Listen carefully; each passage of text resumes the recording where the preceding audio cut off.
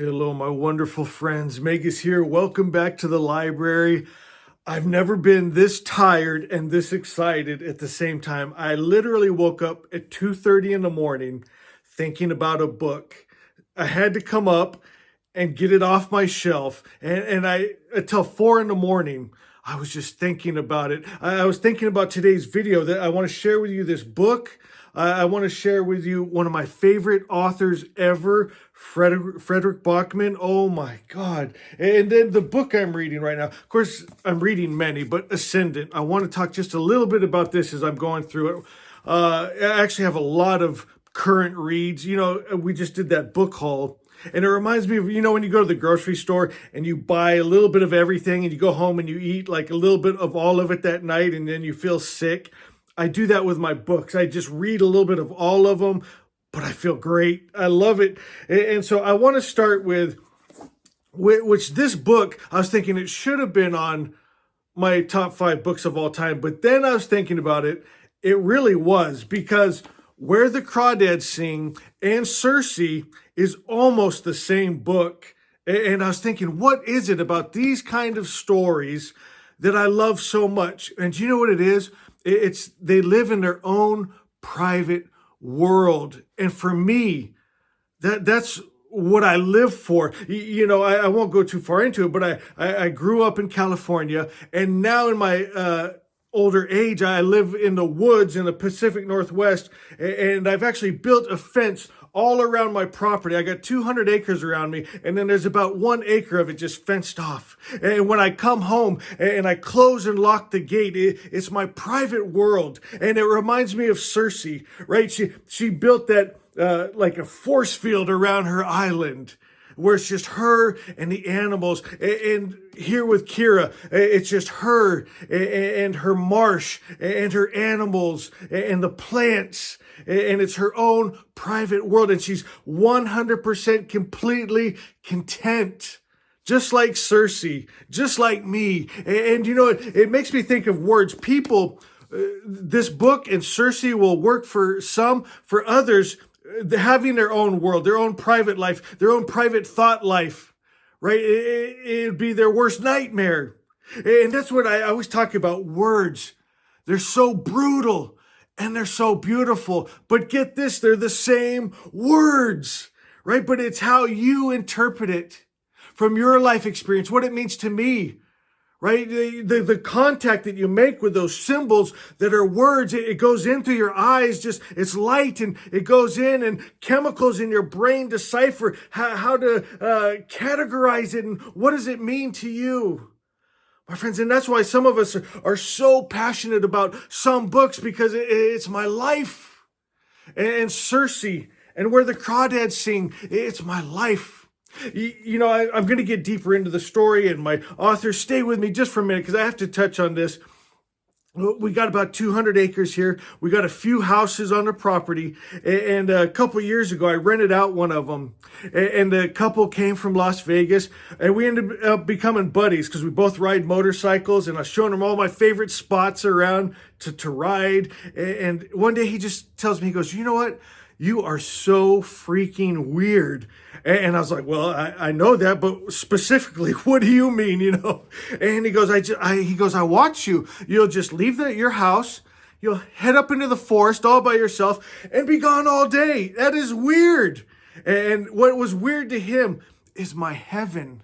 I go along the streams and I'll just sit there and listen to the song of the babbling brook and the birds singing, and I can watch the birds fly, and my heart flies and I feel their freedom. And I'll take, you guys have been on walks with me in my videos. I'll take some pine and crumple it up and just breathe it deep. My friends, I love life. It's a gift and I just savor it. I love it. I love the mountains, and I'm never alone. I never get lonely. And it's probably why I'm a reader, right? It's a very, some people would think lonely, but it's not. It's just you, and you open up a book and you yourself go into these worlds. My friends, you shut off that outside world for a time and you go inside. It's beautiful. I love reading. I love books, my friends. And so Where the Crawdads Sings, oh my God. Kira, she will win your heart. She is a preteen, and her mother leaves, and her father leaves, her family leaves. She's all alone in the marsh, 11, 12 years old, and she survives, but she thrives. My friends, and she loves her world. She loves the marsh. She loves to sleep outside in the sand and look at the stars. She takes in the beauty of it. She's got a little boat, and I can just, I can see it. Because, I love boats. I worked on boats. I worked on a gas dock, and she takes her little outboard boat to the gas dock, and she sells mussels to jump in, the guy that owns the place, and she gets some money for survival and grits and food, and just I can smell the gas docks there. I can see the little store. I can smell the wood as the sun heats it up. I can smell the water and the reeds coming out of the water. I can hear the birds. It's so beautiful. It's a beautiful world. And then she goes back to her little cabin. And it's her world. And this book is so much more, though. It's a murder mystery. There's a twist in there I did not see coming. Oh my God. And then, you know how much I love about books and books. She becomes an author. She takes her love for the marsh and the birds, the flora, the fauna, and she puts it in to pictures and words and books. And she's uneducated because she tried to go to school, but the other kids wouldn't accept her. They made fun of her, called her freak, right? Because she was poor. She couldn't dress like them. She didn't have shoes. She was just a weird girl. And she said, I ain't ever going back. And for me, again, that resonated with me. I never liked school. My friends, I needed more freedom than that. I didn't like to be told when I had to be there, especially in California. You better be here at this time or your parents are going to jail, right? I got to go to the bathroom, teacher. You can hold it, right? I'll tell you when you can eat, when you can go to the bathroom, and when you can go home. I can't stand it. I need freedom. I need to breathe that free air. My friends, and that's why it was hard for me to leave California. I love the beach. I love surfing. I love the boats. I love my Angels baseball. I love Disneyland. My friends and family are in California. But I needed to feel that freedom. I think from a kid with Grizzly Adams and My Side of the Mountain, and just the idea that there's a different world, a world that would be better for me. It planted that seed, and now I'm living it. And I come home and I close my gate and I sit out on my front porch and I look out over the mountains and I'm home. My private world. Oh, I love this book so much, so much. And it's Circe without the magic, right? She just has to, on her own human will, survive and thrive. Ascendant. I got so excited yesterday reading Ascendant. They went into their first battle. So Holt, he's the cook, right, that stole the dragon egg, and now he's becoming a dragon rider. There's Ash, the blind dragon, and they just went into their first battle, and I got chills. I am get this book. If you haven't read this already, please get Where the Crawdad Sings, but also Ascendant. And so they're at their first battle, and Ash, the dinosaur, he's still a baby, and he's scared. He's hiding and scared, and I don't want to fight, I'm scared. And then Holt gets in trouble, and something rises up. The dragon in the dragon rises up, and he's like, oh, heck no. And he lets out a roar, and like Holt never heard anything like that. Like Holt, he was a cook, and he would feed the people and the dragons. So he saw the dragons at their best. He just saw what happens when a dragon gets pissed off. My friend, and I got chills again just thinking about how does books get that kind of emotion out of you. And then Frederick Bachman, my God. What do I even say about this? I'm not even going to try to tell you, his stories because he's like the greatest story writer ever. So wouldn't it be ridiculous for me to try to tell the story of the greatest storyteller ever? What I'm going to tell you is you need to read these. And I would start with a man called Uva.